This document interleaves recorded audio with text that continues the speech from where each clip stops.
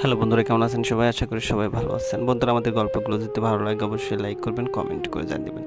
আর এই চ্যানেলে যদি আপনার নতুন হয়ে থাকেন অবশ্যই সাবস্ক্রাইব করে পাশে থেকে বেল আইকনটি প্রেস করে কোন যাতে নতুন নতুন ভিডিও আপলোড করে সাথে সাথে আপনার নোটিফিকেশন চলে যায়। আজকের গল্প কাশফুলের মেলা, পর্ব 15। লেখিকা নুসরাত জাহান সারা।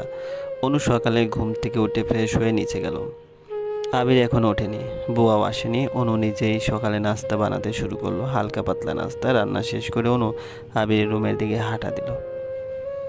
দরজায় কয়েকবার টোকা দিয়ে আবিরকে ডাকলো। বেশ কিছুক্ষণ পর আবির দরজা খুলে দিল। অনু কোনো দিকে না তাকিয়ে বলল, নাস্তা হয়ে গেছে, মুখ ধুয়ে খেতে আসুন। অনু। আবিরের এমন শান্ত ভরা কণ্ঠে অনুর বুক যেন ধক করে উঠল। সে আবিরের দিকে তাকিয়ে দেখলো ওর চুল উস্কো খুস্কো হয়ে আছে, চোখটাও লাল হয়ে গেছে। আবিরের রুমের দিকে তাকিয়ে দেখলো রুমের হাল বেহাল। খাটের উপরে ওয়াইনের বোতল। উনি এটার নাম না জানলেও বোতল দেখে এটা বুঝতে পারলো আবির মদ খেয়েছে। কিন্তু কেন? ওর কিসের এত অভাব? ছি, আপনি মদ খান? আপনাকে তো ভালো ভেবেছিলাম। আবির একটা তাচ্ছিল্যের হাসি দিয়ে বলল, তো মদ খেলে কি মানুষ খারাপ হয়ে যায়? কোথায় শুনেছো এই কথা? কাল সারা রাত আমি ঘুমাতে পারিনি, কেন জানি না, শুধু তোমাকে মনে পড়ে। মন চাই তোমাকে একবার ছুঁয়ে দেখতে, কাছে পেতে, কিন্তু তোমাকে কাছে আনলে ছুলে আমার অনু আমার উপরে রাগ করবে। বড্ড দোটানায় পড়ে গেছি আমি, তাই এই দোটানা থেকে বেরিয়ে আসতে এসবের ব্যবস্থা। এখন আবার বলো না সাধারণ একটা কারণে আমি মদ্যপান করেছি। আমার মনের অবস্থা তুমি বুঝতে পারবে না। অনেকে আবার বলে মদ খেলে মানুষ নিজেকে ঠিক রাখতে পারে না, কিন্তু দেখো আমিও একদম ফিট। দিব্যি তোমার সাথে কথা বলে যাচ্ছি, মদ আমার উপরে এফেক্ট ফেলতে পারে না। যাই হোক, অনেক কথা বলে ফেললাম, এখন বলে কেন ডেকেছিলে? অনু কান্না ভরা কণ্ঠে বলল, নাস্তা টেবিলে ডেকে রেখে দিয়েছি, মুখ ধুয়ে খেয়ে নেবেন। কথাটা বলে সে এক মুহূর্ত দাঁড়ালো না, রুমে গিয়ে চলে গেল। আমার এখানে বেশি দিন থাকা ঠিক নয়। আবির ভালো ছেলে বিদায় সে আমাকে বাজেভাবে ছুঁয়ে না, কিন্তু মদ্যপান করে। সত্যি কথাটা বলেই দিল।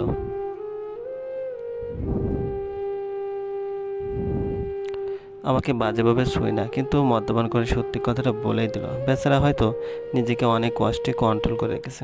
আর তাছাড়াও একা একটা বাড়িতে দুজন প্রাপ্তবয়স্ক ছেলে মেয়ে, ব্যাপারটা কেউই স্বাভাবিকভাবে নেবে না। আবির নিজেরও ক্ষতি করছে মদ্যপান করুন। আমি এখান থেকে চলে যাব, আর এক মুহূর্ত আমি এখানে থাকবো না। আবির ঘুম থেকে উঠে দেখলো 12টা বাজে। কোনো রকম ফ্রেশ হয়ে মাথা চেপে ধরে নিচে নামলো। নিজে লেবু দিয়ে শরবত বানালো। হঠাৎই মনে পড়লো অনুর কথা। ডাইনিংয়ে রাখা খাবার দেখে তো বোঝা যায় না অনু খেয়েছে, তাহলে কোথায়ও আর না খেয়েই বা আছে কেন? আবিরের এবার বেশ রাগ হলো। সে বড় বড় পা ফেলে আরোহীর রুমের দিকে হাঁটা দিল। দরজা খোলাই আছে। আবির সারা রুমের চোখ বোলালো, কিন্তু কোথাও অনু নেই। সে চলে আসতে নিবে, তখনই চোখ পড়লো টেবিলের দিকে, একটা সাদা কাগজ উঠছে। আবির ওনাকে কিউরিওসিটি নিয়ে কাগজটা হাতে নিল। সে যেটা ভাবছিল সেটাই হয়েছে, অনু চলে গেছে।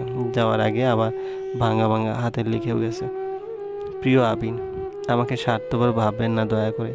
3 দিন আমাকে আপনি আপনার বাড়িতে আশ্রয় দিয়েছেন, আর তার জন্য আমি আপনার কাছে চিরঋণী। আমি চাইলে আপনার উপকারের কথা ভুলে যেতে পারবো না।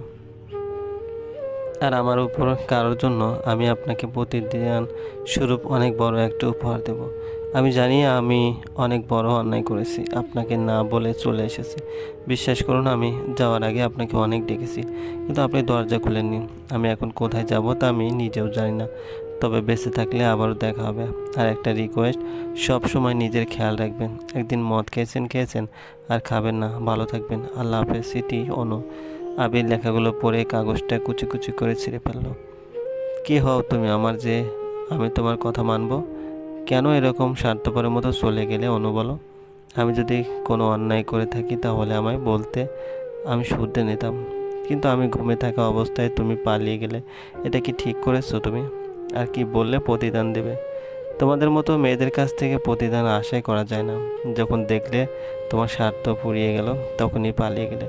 বাহ, ভালোই করেছো। এই কদিন তোমার কাছ থেকে আমি আমার অনুর খোঁজও করিনি। আজ থেকে আবার ওকে খুঁজবো। অলিতে গলিতে, আনাচে কানাচে, সব জায়গায় ওকে খুঁজবো। মাটিতে কলম পড়ে আছে। আবির কলমটা তুলতে গিয়ে একটা জিনিস দেখা মাত্র একেবারে থমকে গেল। ওর মুখ থেকে শুধু একটা কথাই বের হলো, না, এটা হতে পারে না। অনু পেটে হাত দিয়ে হাঁটছে। রাতে যে কয়েক লোকমা ভাত মুখে দিয়েছিল আর কিছুই পেটে পড়েনি। খিদেই পেট ছুঁচু করছে। এখন কোথায় যাবে, কি করবে কিছুই বুঝতে পারছে না সে। সে আবিরের কাছ থেকে তো চলে এলো, সবাই তো আর আবিরের মতো ভালো নয় যে ওকে বাসায় থাকতে দেবে। হঠাৎ অনুর মাথায় একটা বুদ্ধি খেললো, আমার নিজের বাসায় গেলে কেমন হয়? মেয়ে হয়ে যাব না, না কাজের মেয়ে হয়ে যাব? আপাতত মেয়ের পরিচয় না দেওয়াই ভালো হবে। তা না হলে যা ভেবে রেখেছি সেটা উল্টোটা হয়ে যাবে।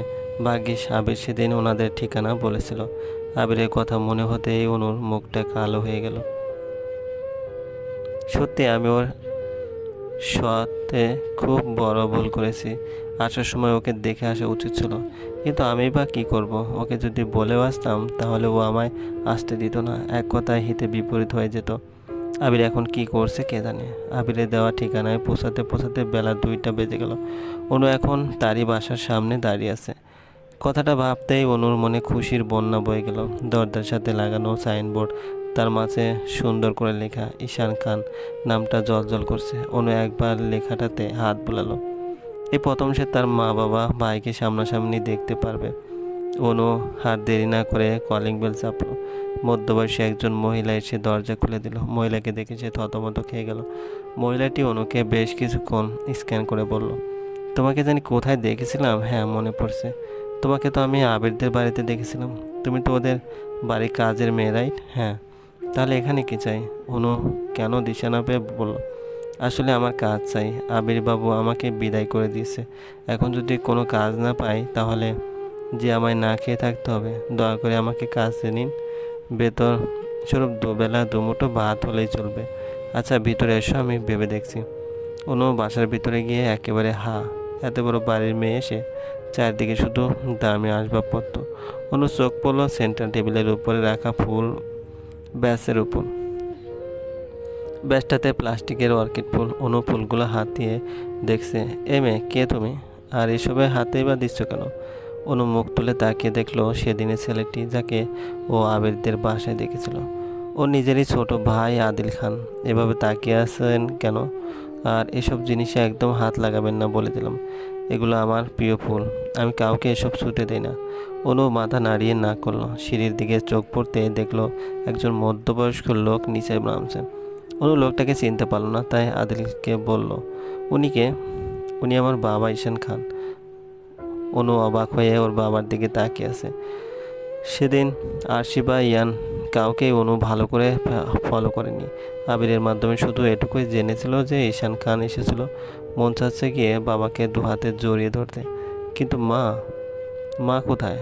অনু আদিলকে আবারও জিজ্ঞেস করলো, আপনার মা কোথায়? আশ্চর্য, একটু আগেই মা আপনার সাথে ছিল। কি এটা মা ছিল? আর আমি একবার সালাম পর্যন্ত করলাম না। ঈশান সিঁড়ি বেয়ে নিচে এসে অনুর সামনে দাঁড়ালো। অনু মায়াবী দৃষ্টি নিয়ে ওর দিকে তাকালো। কত ইচ্ছে ছিল বাবার বুকে মাথা রেখে সুখ দুঃখ প্রকাশ করবে, কিন্তু আজ বাবাকে কাছে পেয়েও একবার ছুতে পারছে না, বুকে মাথা রাখতে পারছে না। অনুর চোখে পানি টলমল করছে। এই মানুষগুলো থেকে কি না এতদিন সে দূরে ছিল। অনু ঈশানের দিক থেকে চোখ সরিয়ে আদিলের দিকে তাকালো। আদিল সোফায় বসে পায়ের উপর পা তুলে ফোন টিপছে। বুকে আবার সানগ্লাস গেঁথে রেখেছে, হয়তো কোথাও একটা যাবে।